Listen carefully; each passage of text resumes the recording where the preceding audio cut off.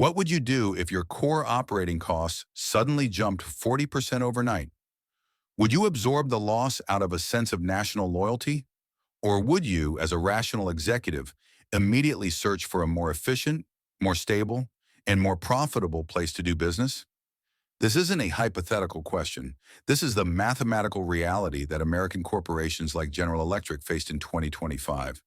While Washington was busy building a wall of tariffs, nations like Mexico, Poland, and Vietnam were busy rolling out a red carpet of incentives. Guess who won? This is not a story of tragedy or betrayal. This is a story about cold, hard, rational business calculation. Today, we are not here to discuss feelings. We are here to decode strategy. We are here to analyze the blueprints that are systematically dismantling America's industrial base. The symptom, when the math broke. To understand the strategic failure, you must first understand the catalyst. On June 4th, 2025, the White House confirmed a 50% tariff on steel and aluminum under Section 232. This was in addition to a 35% tariff on electronic components. The stated goal was to protect American jobs. The immediate result was a mathematical implosion for American manufacturers. The original story got the numbers right. General Electric's raw material costs surged by an estimated $1.8 billion in the second quarter of 2025 alone. Global shipping costs, already strained, spiked by 200 to 300%. The company faced 3 consecutive quarters of negative profit margins.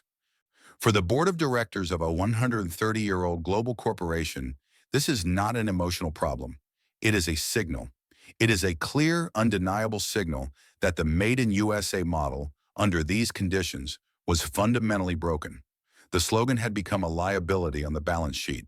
The GE relocation strategy was not an act of abandoning America. It was a logical, unavoidable response to a failed U.S. trade policy. This is a classic tariffs backfire analysis, the calculated migration.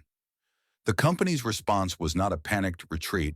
It was a calculated $12.6 billion strategic redeployment of assets. You must understand this critical distinction. GE did not run away from America. It ran towards a superior business model. It ran towards countries that offered what the United States no longer could: stability, efficiency, and a smarter financial blueprint. For the next 20 minutes, we will not be talking about empty factories in Ohio.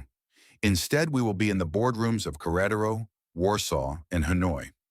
We are going to decode the 3 specific blueprints that have decisively outmaneuvered American economic policy. This is the playbook being used to win the global manufacturing war. The nearshore blueprint, decoding Mexico, the cheap labor myth. When analysts talk about U.S. manufacturing moving to Mexico, the conversation often begins and ends with one lazy assumption: cheap labor. And yes, the numbers are compelling. The original report cited labor that is 45% cheaper and electricity bills that are 30% lower. These are significant operational savings. But to believe this is the primary reason for the move is to fundamentally misunderstand the mindset of a multi-billion-dollar corporation. Cheap is good, but predictable is better.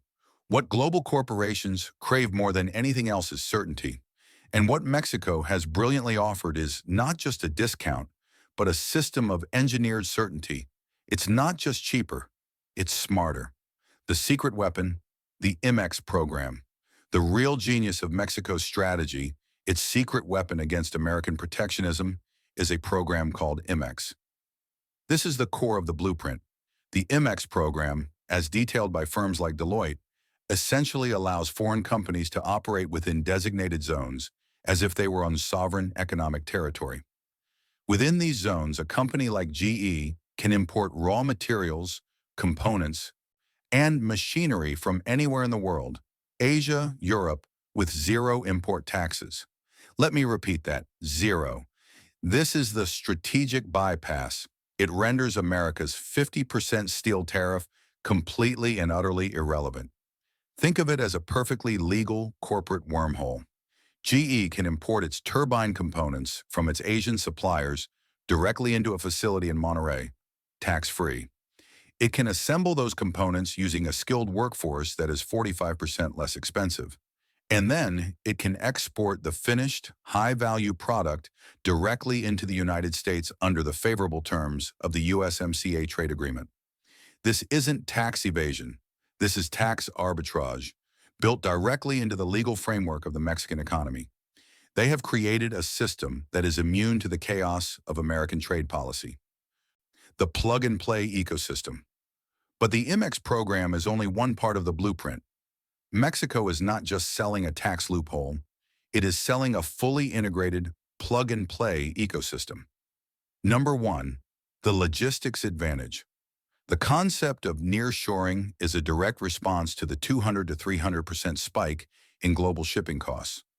Why wait weeks for a container shipped across the Pacific, navigate backed-up ports, and deal with unpredictable delays when you can have the same component delivered by truck from Monterrey to Texas in a matter of days?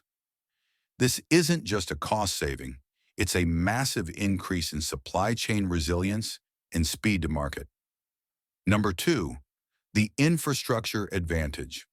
The industrial parks in places like Querétaro are not just empty plots of land. They are master-planned logistical hubs. They are built with dedicated rail spurs, direct highway access, and, most importantly, on-site customs clearance facilities.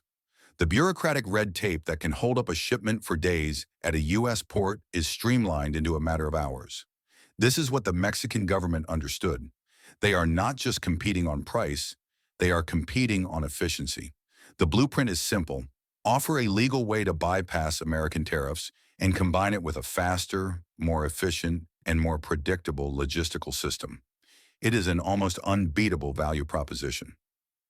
The EU Gateway Blueprint, decoding Poland more than a discount. If Mexico's blueprint is about efficiency, Poland's is about partnership. The original report mentioned GE receiving a 10-year tax holiday. The reality, based on our fact check of Poland's Investment and Trade Agency, is even more aggressive. The Polish Investment Zone program offers corporate income tax, CIT exemptions, for up to 15 years, depending on the location and the size of the investment. It also includes provisions for duty-free import of all necessary machinery and equipment. You must understand what this signal means to a corporate board. This is not a simple discount. This is the Polish government stating in no uncertain terms, we will be your co-investment partner.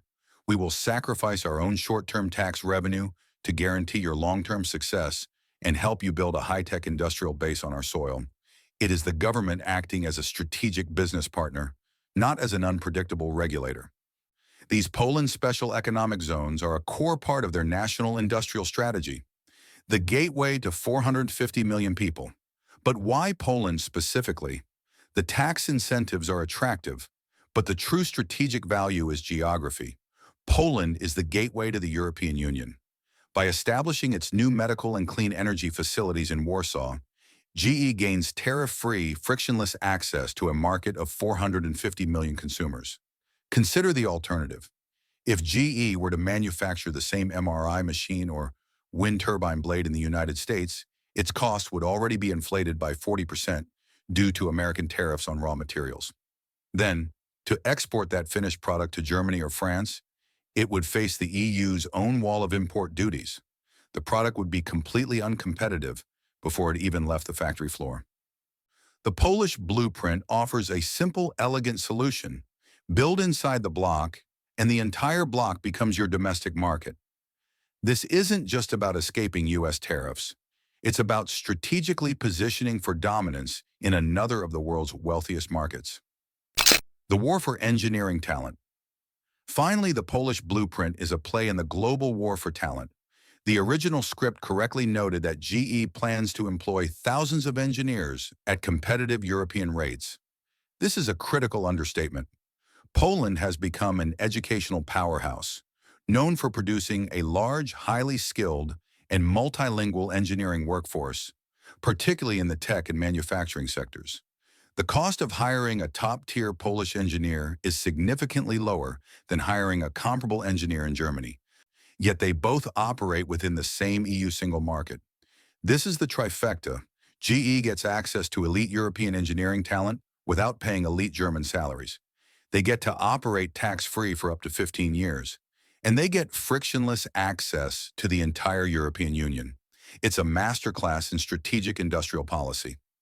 The Logistics and Stability Blueprint, Decoding Vietnam, Redrawing the Logistics Map.